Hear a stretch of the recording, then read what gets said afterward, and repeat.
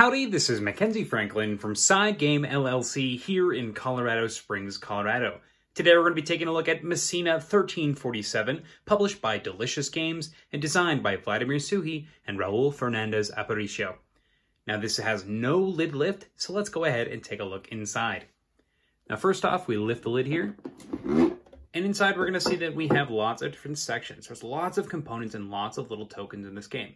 First off, let's start off with this art box organizer. You can get it from your local Dollar Tree. This will be a link in the description below, but this is going to simply contain all of your various tokens. So not only do we have our plague rats here, but we also have our wood, our coins, our fire tokens, our boat tokens, and then our different citizen tokens that you'll be rescuing. You also have the round marker and the randomized boat tokens here that you'll be needing for every round.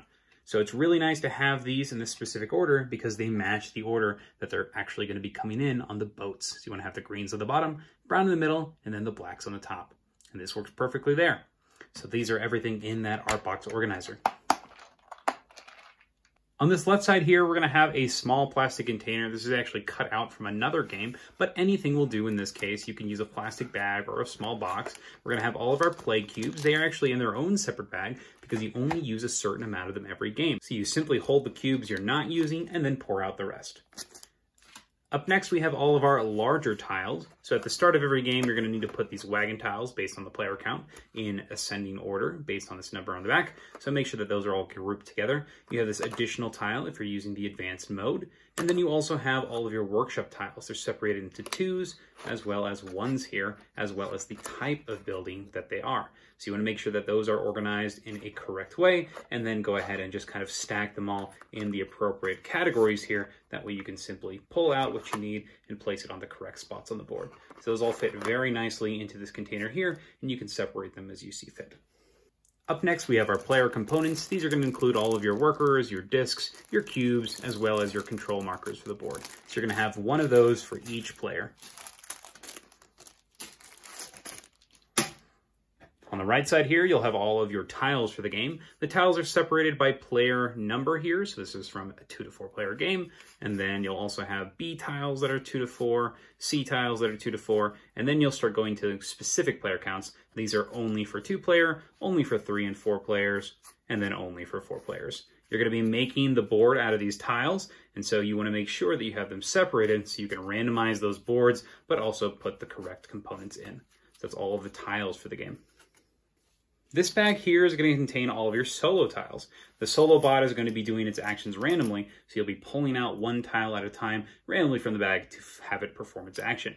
This is way nicer than having them in a stack and having to reshuffle them. Just toss them in the bag. And our last bag component here are your quarantine tiles. You're going to need to shuffle these up and put them in appropriate stacks randomly. So it's not a big deal to simply put them in the bag here, give them a shake, and then put them out randomly onto the board. So unfortunately, the bag will not do it here because each stack has to have a certain number of tiles in it. So you could get 3 bags if you wanted to, but honestly, I think for the extra couple seconds, this will be just fine because you also get to see how many tiles are in each section. And then lastly, we have all of your harbor tiles that kind of round out the rest of that map, making the corners. Now we go to the flat components. We have all of our player aids here that tell you what you're going to be doing at the end of the rounds, as well as what you're going to be doing on your action phase. You have the base game board. It's got 2 different sides here. One is for the 2-player game, and then one is for the 4-player game. You can tell this based on the initiative markers here. Up next, we have the rulebook here. And one quick note on the rulebook, there is an errata and actually a sticker that came with the game for the gameplay here for the advanced mode. So just keep that in mind. This is the big thing about the lightning bolt abilities on your board. When you activate them, you're going to mark it with one of the solo game tiles to show that you've done it. So just a reminder that you still need to activate it like normal, but it can only be activated once per game. So a quick little sticker to fix for that. The last part we have are all of your player boards. So these include these scroll sections, which are going to give you different end game scoring conditions. The A's are all the same, but the B's change things up a little bit. And then we have your player boards themselves. You'll have one for each color here, just like the other boards. They're going to be double-sided for the advanced game and the standard game. And they'll have that little notch in the bottom left so that you can actually put your scroll in there. So they work really nicely, and you're going to have 4 of those for all of the different colors. If you want to randomize them, they are colorless on the back, so you can still pick the color that you'd like.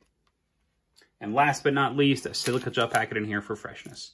And that is everything in the box. Let's go ahead and pack it up. So first thing, we're going to go ahead and start off with those player boards. We'll then use all of these scrolls.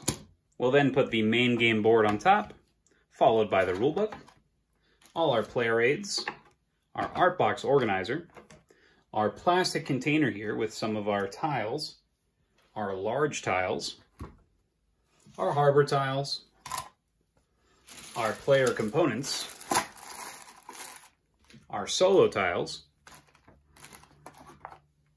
our randomized quarantine tokens, our play cube bag, kind of draped over the tiles here, our silica gel packet, and then our wheel.